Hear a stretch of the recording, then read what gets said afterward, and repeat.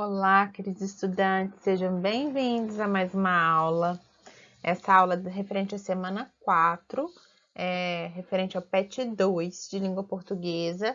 Essa aula é para o 5º ano, tá? Então, se você é de outro ano e veio parar nesse vídeo, vai para o ano certo lá, procura outro vídeo, que esse aqui é para o 5º ano, tá?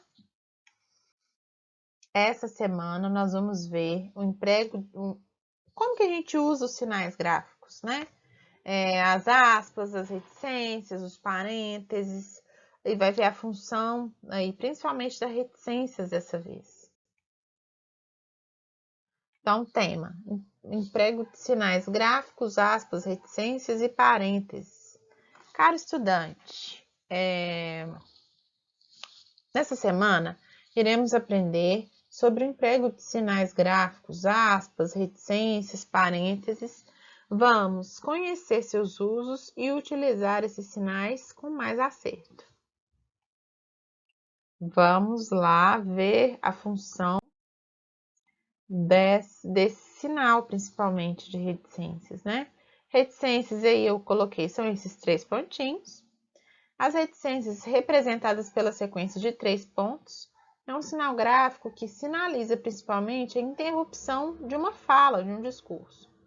Esse sinal de pontuação pode ser utilizado em várias situações. São recorrentes as dúvidas na hora de empregar as aspas. Afinal de contas, como e quando usá-las? Então, aqui a gente vai entender um pouquinho em que momento, como que a gente pode utilizar as reticências. Lembrando que as reticências são esses 3 pontinhos. Para indicar a continuidade de uma ação ou de um fato, então ali, ó, o tempo passa, e aí tá mostrando que o tempo vai continuar passando, então colocou esses 3 pontinhos ali no final para dar essa ideia. Para indicar a suspensão ou interrupção de um pensamento, então tinha um personagem pensando ali, vinha até aqui achando que não foi feita, né, a finalização daquele pensamento, então os 3 pontinhos ali. E para representar na escrita hesitações comuns na língua falada. Vamos jantar amanhã? Vamos, não. Pois, vamos. Então, quando você quer apresentar que o personagem estava na dúvida e pensou ali durante a fala, aí tá vendo que foi usado essas reticências ali? Né? Então, a cada vez que ele aparece, dá essa noção de insegurança, que a pessoa, né, não tinha certeza daquela decisão. E aí nós vamos entender em que momento que nós podemos utilizar as aspas, que são outros símbolos aí que a gente vai ver os exemplos de quando que ele pode ser usado, né? Esse sinal gráfico extremamente importante e que vocês, eu sei, usam muito pouco. Para abrir e fechar falas e citações, por exemplo. Citações. Por exemplo, uma vida não questionada não merece ser vivida. Então, abri aspas lá no início e fechei no final da frase, porque essa frase não era de quem escreveu, era de Platão. Quando exprimir ironia ou destacar uma palavra ou expressão usada fora do contexto habitual. Então, quando você vai falar gírias, né, por exemplo, você coloca aspas. Né? Então, todos ficaram abobados com a notícia. Então, ele quis aí mostrar que era uma gíria, uma expressão popular, colocou abobados entre aspas. E 4, para marcar estrangeirismos, quando não há opção de itálico. Itálico é o tipo de fonte, né, no computador. Então, quando não tem essa opção, aí é colocado, ó, faço backup. Backup é uma palavra em inglês, então não tem, ela não está em itálico, aí coloca-se as aspas também para mostrar que essa palavra não está em português, por exemplo. E 5, para delimitar o título de uma obra, por exemplo. Há 7 dimensões da comunicação verbal e entre parênteses o nome do autor, que é Reinaldo Passadori. Para que a gente está entendendo isso, professora? Porque vocês podem utilizar as aspas nessas situações, né? É uma função dela. Vamos agora para as correções, para vocês entenderem um pouco melhor na prática. A herança. Um homem rico estava muito doente. Sentindo que sua hora estava chegando, pediu papel e caneta e escreveu: Deixo meus bens à minha irmã, não a meu sobrinho, jamais será paga a conta do padeiro, nada dou aos pobres. Mas antes de pontuar, o homem acabou falecendo. Para quem o falecido deixou sua fortuna? Eram 4 concorrentes. Nesse mesmo dia, foram chamados para decidir o impasse. O sobrinho pontuou da seguinte forma: olha como que uma vírgula, como que o sinal de exclamação, de interrogação, um ponto final, alteram o sentido da frase, tá? E do texto. Por que que isso aqui está aqui? Para mostrar a importância dos sinais de pontuação na sua escrita. Vou lá, olha o sobrinho. Deixo meus bens à minha irmã? Não, a meu sobrinho. Jamais será paga a conta do padeiro. Nada dou aos pobres. Já a irmã pontuou assim. E percebam que todos os trechos estão entre aspas. Por quê? Não foi a irmã, não foi o sobrinho, ninguém que escreveu essa frase, né? Foi o homem rico falecido. Já a irmã pontuou assim: Deixe meus bens à minha irmã, não a meu sobrinho. Jamais será paga a conta do padeiro. Nada dou aos pobres.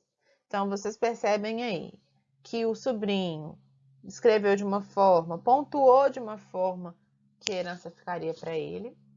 A irmã fez a mesma coisa, né? Ela pontuou o texto de uma forma que a herança ficaria para ela. E o padeiro, vamos ver o que ele fez. Deixo meus bens à minha irmã? Não. A meu sobrinho? Jamais. Será paga a conta do padeiro. Nada dou aos pobres. O padeiro fez o mesmo, já puxou a questão para ele mesmo, mudando os sinais de pontuação. Observem. E o representante dos pobres fez a sua versão também. Deixo meus bens à minha irmã? Não. A meu sobrinho? Jamais. Será paga a conta do padeiro? Dou aos nada, dou aos pobres. Então, o representante dos pobres fez a mesma coisa que os outros. Foi alterando a pontuação para que a herança ficasse com ele. Como não entraram em um acordo, o caso foi parar no tribunal. O juiz decidiu que a herança deveria ficar com os pobres. E você aí, com quem que você acha que deveria ficar essa herança? Eu acho também que deveria ficar com os pobres, porque já que tá todo mundo brigando aí, ninguém merece essa herança, né? 2. Agora observando o texto e a pontuação usada, responda. O fato de o homem não ter pontuado o texto trouxe confusão aos herdeiros? A gente viu que trouxe, porque cada um deles escreveu o texto pontuando ele de uma maneira que a herança ficasse com quem, né, estava com interesse. Então, sim, porque cada um pontuou para benefício próprio. B. Qual a diferença que as diversas pontuações trouxeram ao texto? Várias maneiras de interpretar o mesmo texto, não foi? A cada vez que tinha um ponto de interrogação, uma exclamação, uma vírgula em determinado lugar, haviam outras interpretações desse texto, né? C. Qual a função das reticências no texto? Não tem reticências nesse texto, né, gente? Então, não foi usada reticência. Pode voltar lá. Reticências são os 3 pontinhos. Não tem reticências lá. 3.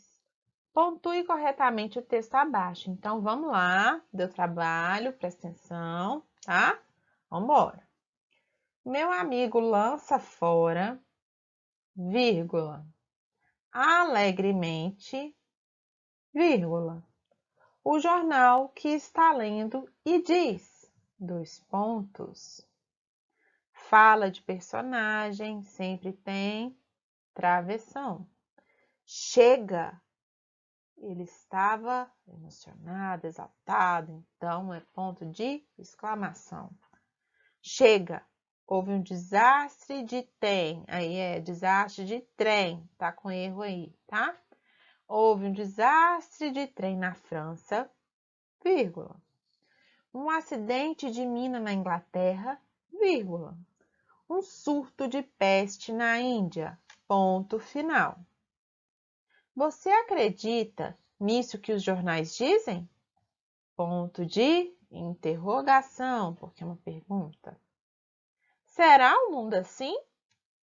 Ponto de interrogação, outra pergunta. Uma bola confusa? Ponto de interrogação de novo. Onde acontecem unicamente desastres e desgraças?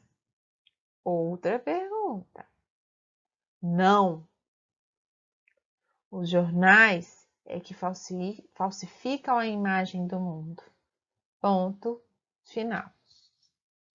Pode colocar um ponto de exclamação aí no final? Pode, vai que ele falou emocionado e aí você também quis colocar, então pode ser, mas é uma afirmação, né? 4. Vamos pontuar corretamente as frases abaixo. Carla e Antônia foram ao teatro. Ponto final, uma afirmação. Catarine comprou uma calça, vírgula, tá pequenininha aí, mas depois de calça tem uma vírgula. Uma blusa e uma sandália, ponto final. Que dia é hoje? É uma pergunta, ponto de interrogação. Olha que carro lindo! Ponto de exclamação. Mamãe disse, 2 pontos. Travessão. Você já jantou? Uma pergunta, ponto de interrogação. Professora, mas eu não consigo fazer assim. Consegue sim, se você ler o texto com calma, você vai conseguir observar o que o personagem, o que aquele texto está querendo te falar, o que aquela leitura está querendo te informar. Então, dá para saber sim, viu? É só ler atentamente, com cuidado, pausadamente, com calma, que vocês vão conseguir fazer corretamente. Para o vídeo para corrigir certinho o texto, tá bom? F, que filme maravilhoso! Ponto de exclamação de novo. Não vou ao cinema. É uma afirmação, ponto final. Kleber, vem almoçar. Ponto de exclamação. Ele está sendo chamado. Você está fazendo um vocativo. Vem almoçar. Também ponto de exclamação. Veja a tirinha abaixo. Ei, Cebolinha, você já soube que a Mônica viajou? Já. Ora, por que essa tristeza?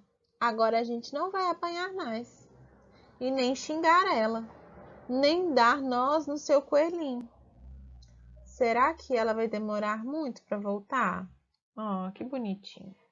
Está faltando uma pontuação no segundo quadrinho da frase. Agora, a gente não vai apanhar mais? Eu acabei de colocar aí, é uma pergunta e toda pergunta tem um ponto de interrogação, né? Não exclamação, eu estou confundindo aqui. Exclamação é quando você está emocionado. Interrogação é sempre quando você tem uma pergunta, né? Então, é o ponto de interrogação aí que é o correto. E é isso, meus amores. Hoje a gente está revisando a função dos pontos. Teve dúvida? Volta no texto, volta o vídeo. Pode me procurar no WhatsApp, participa da aula virtual toda terça, para a gente poder tirar as nossas dúvidas, tá bom? Um abraço.